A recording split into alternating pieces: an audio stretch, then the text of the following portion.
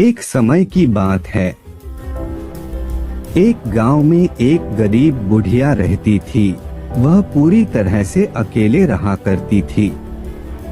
उसका कोई भी नहीं था, ना बाल बच्चे, ना कोई रिश्तेदार।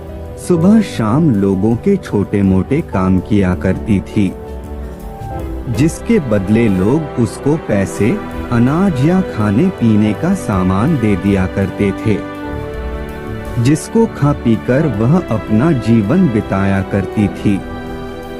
वह अपने जीवन में पूरी तरह से संतुष्ट थी। उसे भगवान से किसी प्रकार का कोई गिला भी नहीं था। दूसरों के सामान के कारण बुढ़िया का घर पूरी तरह से सामानों से भरा हुआ था। एक बार की बात है, वे अपने घर को खोलकर घर के सामान को धूप दिखा रही थी। समय वहां से दो चोर जा रहे थे। जब उन्होंने देखा कि बुढ़िया के घर में तरह तरह का सामान भरा हुआ है, तो उन्हें बड़ा लालच आया और वे सोचने लगे कि इस घर में तो बुढ़िया अकेली रहती है, क्यों ना हम आकर इसके घर को ही साफ कर दें। माना कि सामान पुराना है, लेकिन कुछ तो पैसा मिलेगा और यह बुढ़िया अकेली हमारा कुछ बिगाड़ भी नहीं पाएगी।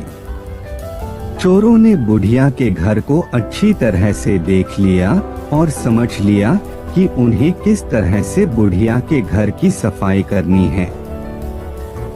उसके बाद चोर अपने घर वापस चले गए। बुढ़िया बेचारी को सपने में भी यह ख्याल नहीं आया कि उसके घर में भी कभी चोरी हो सकती है, क्योंकि उसके घर में तो खुद के उसके कपड़े तक उसके नहीं थे।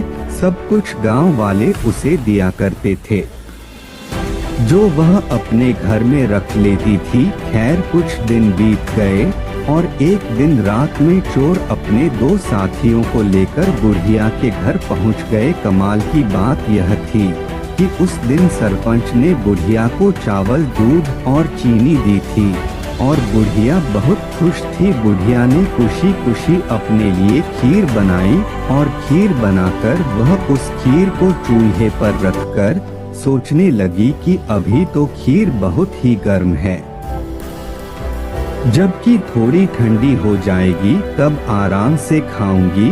और अपने बिस्तर पर लेट गई और खीर के ठंडा होने का इंतजार करने लगी। लेटे लेटे उसे नींद आ गई और वे सो गई और जोर जोर से खर्राटे लेने लगी। चोर बाहर खड़े थे। बुढ़िया के खर्राटे की आवाज सुनते ही उन्होंने सोचा कि चलो अब रास्ता साफ हो गया और अब हम आराम से बुढ़िया का घर साफ कर सकते हैं। वह सब जल्दी आकर बुढ़िया के घर में सामान तलाशने लगे, परंतु कमाल की बात यह थी कि उन्होंने जो देखा था वह बिल्कुल गलत था। बुढ़िया का घर तो सामान से भरा हुआ था, किंतु एक भी सामान साबुत नहीं था। हर सामान टूटा फूटा, पुराना और खराब था। यह चोर बड़े दुखी हुए और बुढ़िया को बहुत गालियां देने लगे। वह बोले, देखो कितनी दुष्ट बुढ़िया है, आराम से सो रही है और हम बेचारे इतनी मेहनत कर रहे हैं।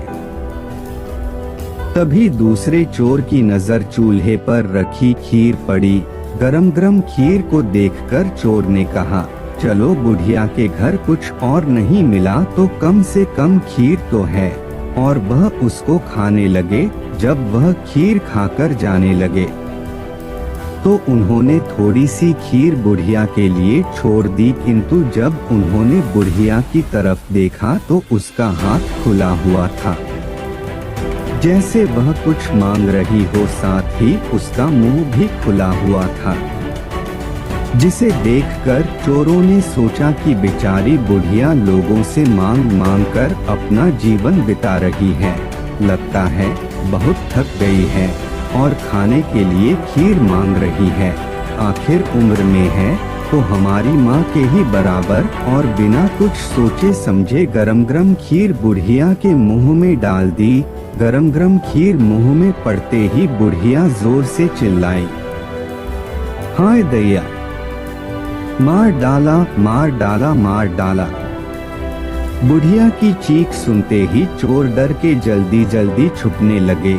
जिसने मुंह में खीर डाली थी वह ऊपर जाकर छिप गया, एक चारपाई के नीचे और एक चारपाई के दाएं। बुढ़िया की चीख सुनते ही गांव वाले बुढ़िया के घर आ गए और पूछने लगे, क्या हुआ माँ? बुढ़िया बोली, मुझे क्या पता, ऊपर वाला जाने। यह सुनते ही ऊपर छिपा हुआ चोर बोला, अरे भला मैं क्यों जानूं, तुम्हारी चारपाई के नीचे छिपा चोर ना जाने। यह सुनते ही चारपाई के नीचे वाला चोर बोला, मैं ही क्यों जानूं, चारपाई के दाएं छुपा चोर क्यों ना जाने। और इस तरह से तीनों चोरों ने खुद ही अपना पता गांव वालों को बता दिया और फिर गांव वालों ने उन्हें पकड़कर खूब पिटाई करी और वापस भेज दिया। उसके बाद से चोरों ने कान पकड़ लिया कि आज के बाद कभी वह चोरी कभी नहीं करेंगे। चोर चाहे जितनी भी कोशिश करे अपने आप को छुपाने की, लेकिन वह फिर भी पकड़ा जाता है। इसलिए हमें कभी चोरी नहीं करनी चाहिए और अपने बच्चों को यही सीख देनी चाहिए।